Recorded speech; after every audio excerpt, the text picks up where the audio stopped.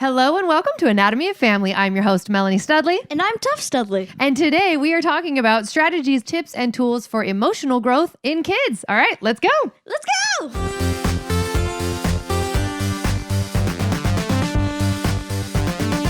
I want to introduce to you my lovely son, Tuff Studley. Hi. And today we're going to talk about, like we said in the intro, tools, tips, and strategies for emotional growth. So we got to give you a little bit of a backstory about why this is the topic that we chose and what emotional growth we have been through as a family and as a mom and a kid. Yes. So do you want to give the backstory or what do you think? Make sure you're in the screen here, my How love. will you do it? Okay. So this was about 2 years ago, 2 summers ago.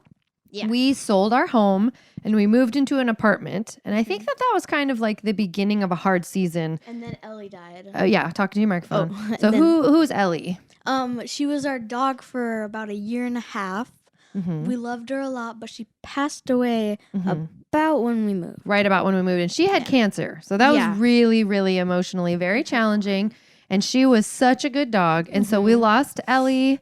And then we sold our house that they grew up in. Yeah. We moved into an apartment down the road. And what was that like for you? It was harder because Ellie was kind of like an emotional helper. Not in like the way that I needed her like that, but just she was there if I needed somebody to stroke softly. Mm-hmm. And it was just nice to have her. But when she passed away, it was more hard and it was just sadder. Right. And yeah. What was it like when we lived in the apartment? It was harder than it should have been, and I made it pretty hard through a lot of things. Tell me why. Because I'd freak out and I'd have breakdowns about stuff, and I'd be scared. Here's a good, keep it on your chin. Okay. And I'd be sad and mad, and then I broke my arm around the time. Skateboarding or Scootering. scootering. Yeah. Sounds way less Then cool. like I was scootering. Scooting. So then when I broke my arm, my brain was like all whacked up, and it was like I'd try to take it off, and it was really cast. bad. Mhm. Yeah, and then we started to see a therapist after that, more often, and that helped more, and I would have them less. Be upset less. Yeah. Yeah. So tell me what it felt like when you were upset. Like what was going through your mind or your body? Both. It felt like I wasn't really in control, but like I was. I didn't like feel like myself. I felt like mad and angry, and like everybody was against me, and like, you don't like me, this, that. And then one side was like happy, and like when you go to the pool, because there was a pool there. Right. Yeah. So what, if you could talk to yourself back then, so like this today Tuff could talk to 2 years ago Tuff. Yeah. What would you have said to 2 years ago Tuff to help him maybe feel differently? I'd probably say, what do you think's gonna happen after this? Like, what are you gonna achieve? Like, people won't want to be around you as much, and you'll feel like bad later about yourself. And like, yeah. Is that things that you did feel or have experienced? Yeah, a lot. Tell me about that. It just felt like nobody really wanted to do stuff with me, and I didn't know why at the time, because I thought it was okay to do those things, kind of. To be kind of unkind or... But it wasn't, and I feel bad about it. But it gave me a little, like, sight that I can change. And, like, you could go through bad things and then do good stuff. Right. Yeah. But how did that feel at first when you were like my mom is asking me to change, or did you know you needed to change? No, not really. I didn't even know I could change. Oh. But you could always change. Right. Yeah, but I felt like nobody liked me, and like, no, you're not doing the right thing. I know what's best for me. And it was really bad. So what helped you change the most, do you think? And I'm going to ask you a lot of questions about like what I did that wasn't helpful or that kind of stuff. But what do you think was sort of like the thing that really got you thinking about changing? After therapy, we would do these things, and it would really help me. And like, we'd take deep breaths, and we'd do like things like, so how have you been feeling? Thanks. Yeah. How would you be feeling this past week? And I'd say good, or like medium, or kind of sad. And I'd say like, sometimes when my brother and sister like bother me, I like feel like I can't do anything. Right. Yeah, and I didn't know what to do back then. Right. And now if I feel like that, I could go to you or dad to help me. Right. And so a lot of it is talking, isn't it? Yeah. Talking really helps when you're feeling bad. Yeah. And at the time I thought talking was just like, no, but talking won't change my broken arm, or like it won't change this. Right. Yeah. That's a very good insight, because I do remember you saying things along the lines of like, talking won't change it. It won't make it different. It won't make it better. Yeah. And how did it feel? How did it feel when you didn't want me to talk to you? Like, it just felt like, what am I doing? This isn't good. But then it was like kind of like the left and the right side of the brain. One stays up all night doing the stuff, and then the other one's like doing other things. I just felt like the one that stays up, that was just all anger, bad stuff, horrible thoughts. wow. And my happiness was just like slumbered away. Wow. That's a really good, I love that analogy that it's like two different parts of your brain, and one is sad and one is happy. Tell me more about what do you think made them, because I think when in that season it was like your sad brain was really, really far away from your happy brain. Yeah. And they weren't close at all. But now it feels like you're able to get them closer together. Yeah. What do you think made the difference for that? Therapy really helped me get through those hard times, and like I used to say really hateful things like, you don't know anything, I hate you, you're the worst. And that's really not good, because you could lose family members at any time. Right. And you don't even know when. And like, you could think the last thing I ever said to them was hateful. Right. And you told me this many times. Right. And that's made me think, oh, I should really be nice every single day. Right. Like, smile a Right. lot. Yeah. Right. You really helped me a lot along the way, because Dad was a therapist. Well, Dad is a therapist.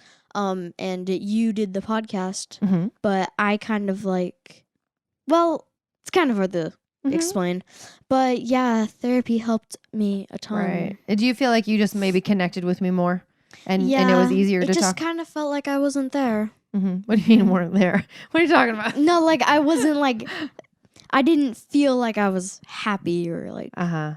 During that time. Yeah. I felt like I was under control. Of someone else. That's what I meant by it. Someone else was controlling you, right? So I do want to ask you what therapy was like. Like, what did you think therapy was going to be like before you ever went? How about that? I thought it would be just like bad things and like, I don't really remember. I just didn't want to do it at all. My hand is sweaty. And then I did it for how many? We did it often here. You're sorry. We did therapy off and on for a while, but we did a couple different. Well, actually, let me explain the types of therapies that we did. 'Cause we did more than one. So we did. We had you go to a psychiatrist. Yeah. And you started medication. Remember that? Yeah. And do you think that was helpful? I think at first I didn't know that the medication was doing anything, and I was like, one day I was thinking, I wonder what my medication does, and it makes me feel like it calms me down, makes me feel way better about myself. Yeah. It almost stops it keeps the happy brain closer, and it stops the sort of angry brain from coming in, is the way I would look at it. Because it's not like you changed a lot when your medication started, and you took a really, really low dose. You took the lowest dose you could. But it wasn't like you turned into a different person. It was more like you stayed the same person, and you could keep away that part of your brain that was sort of liked to pick a fight. Kind of like a shield. Oh, yeah, that's a great way to say it. It was more like a shield. Yeah. So that was one type of therapy we had to go to, because we had to do that in order to get the medication. Yeah. And that was the psychiatrist, I think.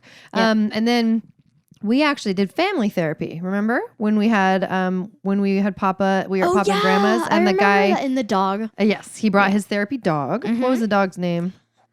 It was like Rosie or Bear or something. I keep on thinking of Bruno, but that was the dog that kept on walking. Right. Yeah. That was a Chihuahua. But yeah, we did family therapy, and this was when we were fixing this house, and there was a lot going on, because we were living with my parents just for a few weeks to get the house we currently live in all fixed up, which was really hard. That was stressful. And so we had a therapist come to our home, or to my parents' home, and we all sat we all sat around at a big table and we talked. And how was that when, I think his name was Derek.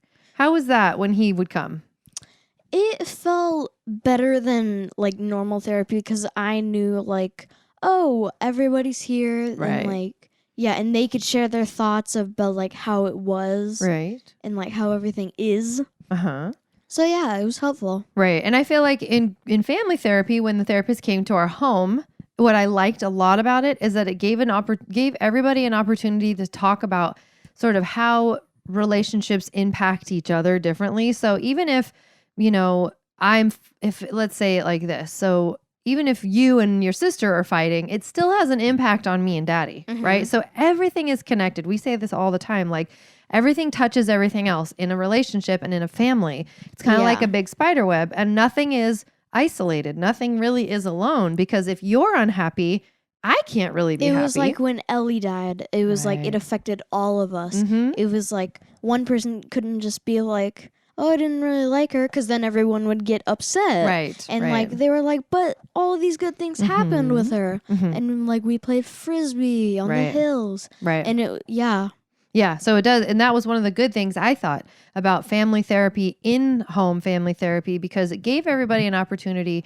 to share their thoughts and share their feelings, and then a safe space for you to hear how things impacted them. Yeah. Because at the time you were like, your bad brain was, your angry brain was sort of taking you over, and you were saying unkind things, which did have a really big impact on your relationship with your sister and your brother, and then even how they acted with us and blah, blah, blah. So that felt really good to have in-home family therapy. We only did that, I think, twice, 2 or 3 times, maybe twice. And then the third time was with the dog. Yeah, and then I walked with him. Right, and you walked with the therapist and walked his dog. He had a little tiny cute bear, whatever those things are. Looks like a bear.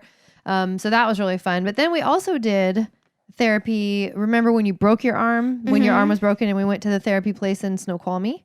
And you met with that guy, I think, or there was a couple different people. Yeah, the girl and then the guy that made me. Right. So tell me about that. Yeah, you answered boring. That was the day after you broke your wrist. You still had your temporary cast on. It itched so bad.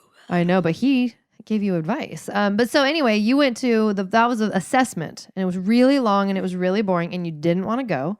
And I remember you having a lot of anxiety about that. What was the anxiety you were feeling about going to get the assessment? I was like scared, because at the time I was really scared of like shots, and I was like, oh, he's probably gonna have to draw blood, and I was like, and then I was just like thinking of all these things like and I was like, what about this, what about that? And then when we did it, it was just questions. It was kind of bad. Well, it was boring. It was long. It was boring. Right. But yeah, it was helpful with the other lady, because we'd meet once a week, I think. On like Saturdays or some days. I don't really remember. It was during the school day, because we took you out of school like on Wednesdays. Daddy would pick you up and take you during school. Yeah. But around the time that we got Doug, it was really helpful. Yeah, and he was really cute. Right. And Doug is our current dog. Yeah. He's just outside.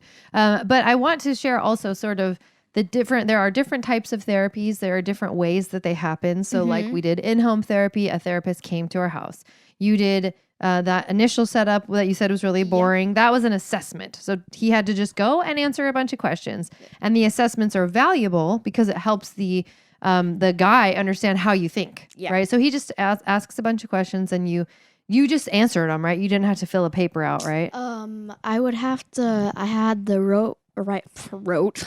I'd have to write my name, and then like it was kind of like, which one do you believe? Like, which one do you find more appealing? Picture 1 or picture 2? Oh, okay. It was kind of like that, but there was like 400 of them. Right, and you had to do. It was a test it was almost like a stress test to see what you could put up with. That was actually what partially what it was for. It was frustration tolerance. What was stuff? Oh, I don't know what that sound was. So then you did that test, and then after that, you went to see the lady therapist. Wait, didn't each week, right? I went to go see the lady like 4 times, and then I saw the guy, and then I kept on saying the lady. Right, yeah. So he was sort of like the head guy, so he would do the big assessment, and then she was like the worker part of it, so she would do the actual play therapy with you. We'd play Uno a lot. What was that like? Tell me about the play therapy with her. When we'd play Uno? Just anytime. I was never in your therapy sessions, so. It was really fun. It was good bonding with someone, it's just like being with your family. Yeah. Kind of like a best friend. Oh, that's cool. Yeah. What kind of things did she talk to you about? Or was it mostly just like hanging out? It was like we were there for about like 45 minutes or no, sorry about that. No, you're good. But like we do like 35 minutes and then like 15 minutes to play a game, like Battleship or like something else, and it was really fun. What'd you do for the first half hour? Like, what were the things you were talking? She would be like, we review like note things, and she'd be like, how are you feeling today? I already said this. Did you get angry about anything today? Did somebody bother you? And I'd say like, yeah, Mariner did this, and like Hattie was doing this, and she was like, yeah, that's mostly it. Right. So just like talking through just everyday stuff. That's great. So I think it's really helpful for people to understand what therapy is like, how it impacts people, what things you like, what people are afraid of before they go and see a therapist. Because sometimes we make up that it's going to be scary when really it's not. The first time I was supposed to go, I was really scared, and I was like, no, I don't want to go. No, please no. Right. And then no, please no. And then it was pretty good. I liked it, and I was like, yeah, when's the next one? They were like, next week, and I was like, yay. Well, I wasn't really like that, but right. And we turned it into something positive too. So Daddy would take you, he'd pick you up from school. He'd come home from work early. He'd pick you up from school, and he would take you up to Snoqualmie, which is a really beautiful city. They'd go to their session, and then afterwards you'd go to North Bend or Snoqualmie. Wait. We'd go to the Snoqualmie like village place. Oh, where the trains are and stuff, and like there's a candy store, like an old tiny. And then we'd walk. Before we went to the candy store, we would always walk on the trains, and it's really cool because they have like really old stuff. But back to the therapy thing. Therapy really seems scary at first, but it grew on me. Yeah, I enjoyed it more than I thought it would. Thought I would. That's great. Yeah. So if anybody's going to do therapy, it's okay and it's not scary. Right. It's not scarapy. I'm so funny. Let's see. What other things are there that we could discuss? I know that something I wanted to try to ask you questions about is how does it look today? Because you've done a lot of work. You've really worked so hard. You're off your medication, right? We moved into our house, which is still kind of gross, but we're getting there. We'll get it nice one day. But what are the things that you've done in the last year? Because we've lived in the house for a year. Yeah, I forgot about that. What are the things you've done since we stopped therapy, now that you're off your medication and we're in our home and we have Doug? What things have you continued to work on? Because I'll tell you what, this last month, you have just been amazingly balanced, and it's like your bad brain is gone and you're not even on medication. So tell us what you're doing now. When I feel stressed out, like since we dropped out of normal school to do homeschool, and that was really, really hard, and we did it for about 2 minutes. I don't know. We did it for a long time. We haven't been in school for almost a year. No, I meant like not online school, home school. Yeah, I don't know, a few months. That was really it was easy, but it would when something's really easy and you have the freedom to do it, you're like it's too easy, you mean? Yeah, and then when we started to do online school, before we did it felt impossible. It was like they would do stuff with email, and you'd have to have Zoom on. Right. And but they changed a lot of things, and now it's really much easier. There's a little bumps. Right. Yeah, but it's been a lot better. Right. Yeah. So when you're in your everyday life now, we do virtual schooling through our school district. Hattie started real school, but it's really short hours. We have Doug, who is sort of like a therapy dog because he's basically wonderful. We live on a beautiful property. So how does the property help you when you're feeling stressed out? It's, so the tree that's right next to my window, it's really calming to just watch anything that happens near it. Because there's a little squirrel that goes by and goes on the swing. There's a bird. It's just pretty calming. Right. So you use nature. I discovered through this process that Tuff needs nature. So not everybody has the same need for nature as others. So it's different for every person. I love nature. But I think for you and Daddy, that you actually need it as like a therapy. Like if we go by, there's like small towns that will have like the exact same house, just like a million in a row. Yeah. Yeah. And they have like literally 18 feet of land. Right. It's like, I don't want to do that. It's just like, it's like, go play outside. There's nothing to do outside. Right. Well, and I think that was part of our stressor when we lived in the apartment. The apartment was beautiful. We could see Mount Rainier. It had a swimming pool, but there wasn't land and grass and trees. And it was in a city, although the city has lots of trees, but it was, you need grass and sky and wind and all of that, I think, right? Yeah. Does that sound right? So what other things, how does Doug impact your mental wellness? He's just like kind of there if I need somebody to hug or something. Even though sometimes he lays in poop. He's a little stinky. But he does offer you just support. Like support and presence, just being with you without being judgmental or anything. And he's just like loving. He makes you feel good, huh? He makes me feel good. Me feel good. My feel good. My feel good.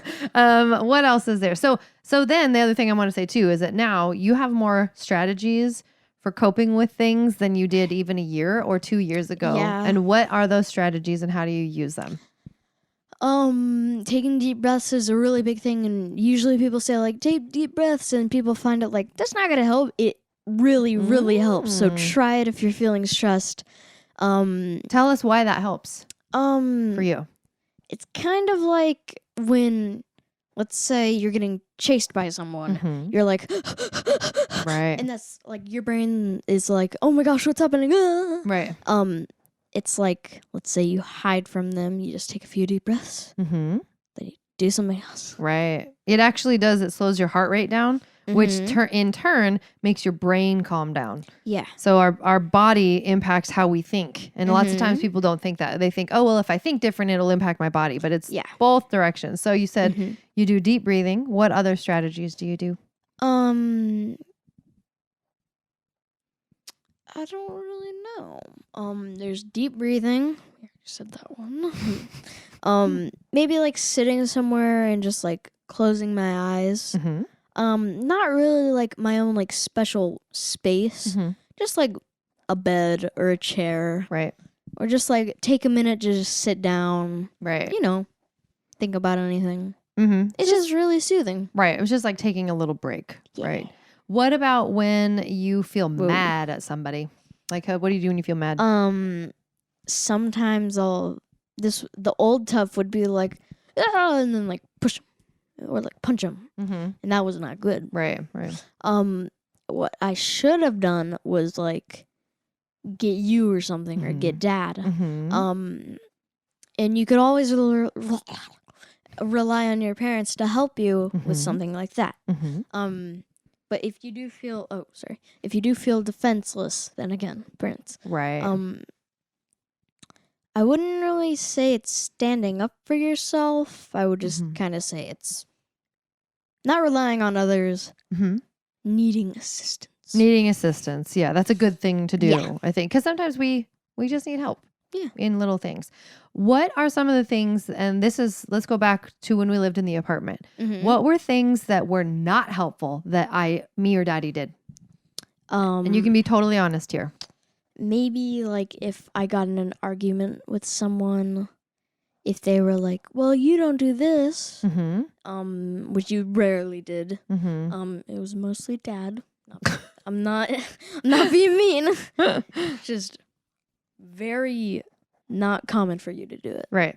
Well, and that's a great point because most times, parents have different strengths, right? Daddy is much better at, I don't know, snowboarding.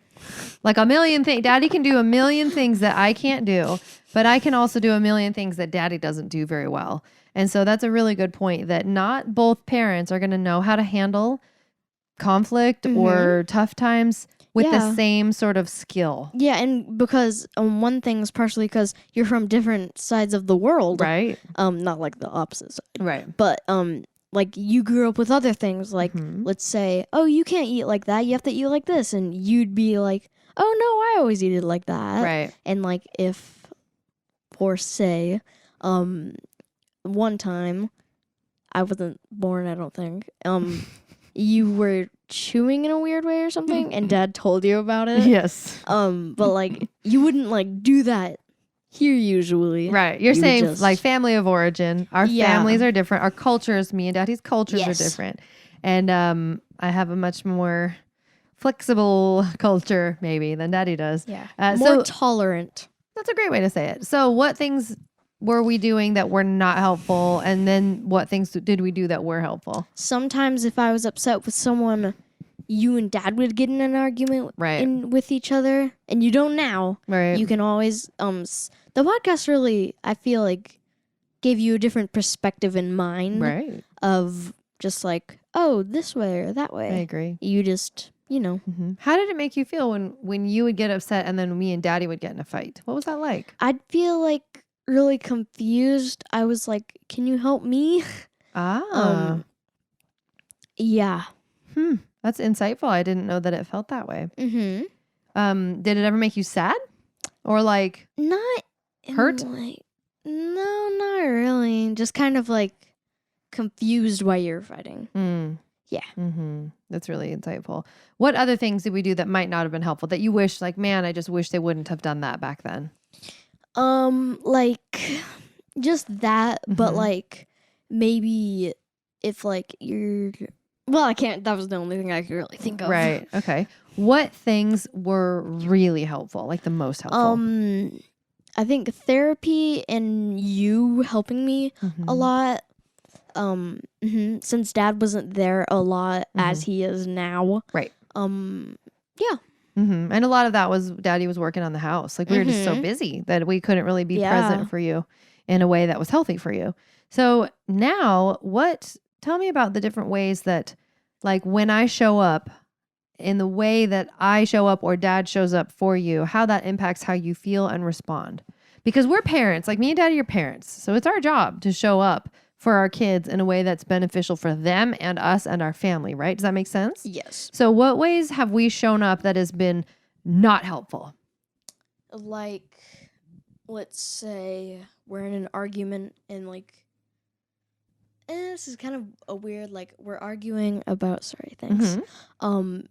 Let's say me and Hattie are arguing about, or let's say noodles. This happened this morning. They do argue about noodles. I made noodles and Hattie wanted to get a specific bowl, and I was like, okay, you could have that one. And I was doing the thing, and I gave Hattie's bowl one too many, so I gave 2 to each other bowl because I gave Hattie 2 bowls. And okay, noodles. Every single one was even, but your brain's like, ooh, I want the one with more. So Hattie was greedy. She got the one that had more. Right.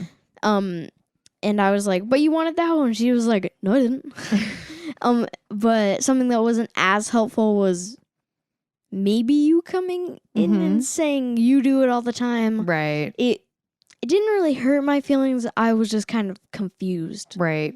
Like, if I do it all the time, why is maybe I influenced her. So yeah. Right. So that was just today. That was just a few hours ago. That the way I showed up in that was more like, see, I'll show you kind of vibes. Yeah. Like not necessarily loving and helpful. I'm the worst. But what ways do I show up that are good and helpful? If we're in an argument and... Why are we arguing so much? Just kidding. Yes. If me and Hattie are in an argument and you're like, what's wrong? I can help you both. And wait, like, so you say sometimes when I come in and I have like a solution focused thing? You said... Yeah, it's like you're just laser... like just dead on that. That's like, like I was saying, the electronic thing. If someone... like, let's say, since we all 3 kids have an iPad, and was like, no, that's my charger. And then it's like, yeah. It was like, here, you could use one of these. And that's really helpful because it's like, yeah. Like solution focused, less sort of like, I'm going to teach you a lesson and I'm going to tie this back to some old thing. Yeah. Right. That's awesome. Yeah. How do you feel about your growth as a person over the last 2 years? I think I've kind of broke out of the outer shell that was sadness. I agree. I completely agree. Yeah. do you feel like it's impacted your relationships, or what relationship has it? Oh, What relationships has it impacted? Does it help or make any difference in school? Anything? It's really impacted Mariner and Hattie since I'd say all those hateful things, and we're trying to kind of like, how do you say it? Like, it's kind of a ripping a blanket. Like, you're just trying to sew back the repair. Yeah. Right. And so right now we're doing a lot of repair work. We talk about it. Yeah. That it's hard for them. Like, if I say, hey, do you want to play this game? And they're like, no. And like, they don't say why. Then I was like, oh. Right. A lot of it really is like it's hard because as people, we kind of want to get people back. And that's a lot of what they're doing is they are sort of treating you bad. It's not good. They shouldn't be doing it. It's not fair. But they're kind of doing it as a way to get back because they've been hurt by you for a long time. Yeah. But we've been resewing the blanket, which is life. I like it. That sounds funny. Like, if I would ask Mariner, my brother, hey, do you want to play a game? I'm not gonna name the game. But he'd be like, no. And then if he would ask me, I would say yes, because I would obviously want to repair the bond. Right. I love it. Why didn't I just say bond? No, that's good. You got it. You got there. I love it. So I'm really proud of how you've grown. And I'll be honest, I'm so proud of all of the work that you've done because it's really hard work. And there's no easy way around it, right? Yeah. There's no easy way other than just going through and figuring it out. Right. No shortcut. So before we wrap up, I want you to tell me what the going through is like. Like, what is it like inside of your heart? Because a good example is like some days you'll be really mad at me.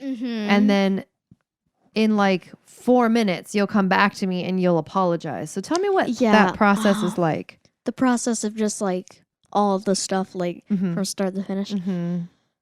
So it all began. Just kidding. If anybody's in a hard time, just all the things would help. It was pretty hard to like. I was always like, oh no, I'll never be able to do it. Right. I wasn't determined, and now I am determined. Like, I'm gonna get a better bond. Yes. Right. Tell me more about that determination. It's just always good to have it, even if you don't need it. Like, if you're the last in a race, you can have determination and still like get 4th or 5th. Right. It's like, that's good. It's like, you tried. And there you are. So how hard is it to like in those moments like get determination? Well, to actually get, because we have lots of people and we know lots of people that they say, oh, I just wish stuff was different. But then when they hit that wall of it's really actually hard to apologize when you're angry. They hit that wall and then they go, never mind. I don't care if it's different. I don't even care. They're not trying to make it different. They just like, it's too hard. I'm just going to give up. Yeah, you should just keep on trying. It's kind of like you need to break down a wall. Right. Well, and how has that felt for you? Like, what process goes inside of you that makes you give you that courage to break through that wall when it's really hard? Because sometimes it's really, really hard. Yeah, it's just, you have to really just, if you don't get it the first time, try again. Just like keep on doing it until you get it. I don't know why I did that noise. No, I like it. That's really good. So I hope that this has been helpful for everybody. If you like our show, please consider supporting us on Patreon. You can go to patreon.com/anatomy of marriage. And please rate and review our show on iTunes. We love doing this work. We hope that it's really helpful for families and individuals and kiddos, and we want to do more of it. We want to travel and share and teach and all of that. You keep looking at my mouth. There's something wrong with my mouth. No. Something like a booger going on. No, I'm just looking at your microphone. Anyway, thank you so much for joining us. And what else do you want to say? If you're having a hard time, just believe in yourself. That's right. All right. Well, we'll see y'all later. Bye. Bye. High five.